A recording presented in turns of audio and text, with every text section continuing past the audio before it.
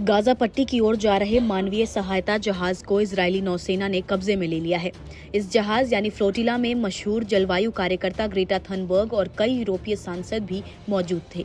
Israel के विदेश मंत्रालय ने सोशल मीडिया पर जानकारी दी है कि सभी यात्री सुरक्षित और उन्हें इजरायल लाया जा रहा है, जहां से निर्वासन की प्रक्रिया शुरू की जाएगी। दी ग्लोबल सुमूद फ्लोटिला नामक इस काफिले में करीब 50 छोटे जहाज और लगभग 500 लोग सवार थे। ये जहाज गाजा में फंसे फिलिस्तीनियों के लिए खाद्य सामग्री और दवाइयां लेकर जा रहे थे।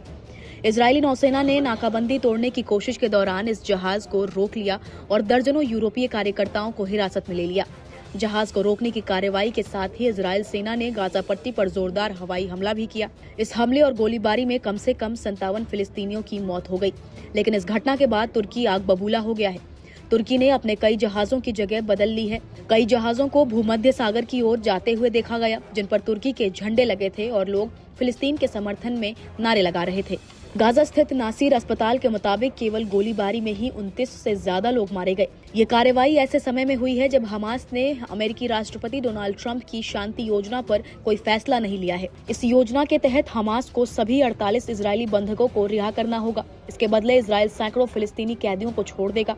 लड़ाई समाप्त करने के लिए हमास को गाजा की सत्ता से हटाना और निरस्त्रीकरण करना होगा। गाजा के लिए जा रहे ग्लोबल सुमूद फ्लोटिला पर इजरायली हमले के बाद तुर्की अब सीधे तौर पर मैदान में उतर आया है। सत्तारूढ़ न्याय एवं विकास पार्टी यानी एके पार्टी के उपाध्यक्ष हसन तुरान ने शुक्रवार को घोषणा की कि फिलिस्तीन के साथ एकजुटता दिखाने के लिए देश भर में एक बड़ा समुद्री प्रदर्शन किया जाएगा।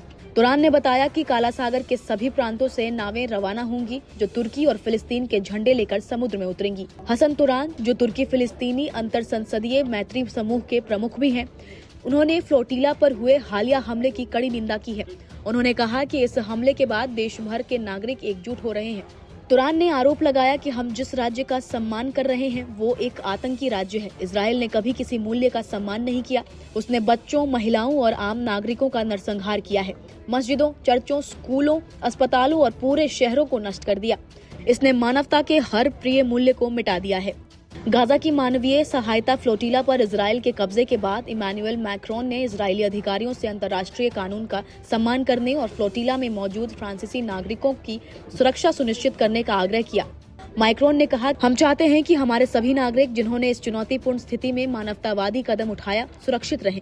हमने स्थिति की आधिकारिक तौर पर निंदा की है और अब तक कार्रवाई कर रहे हैं और आगे भी करना चाहते हैं।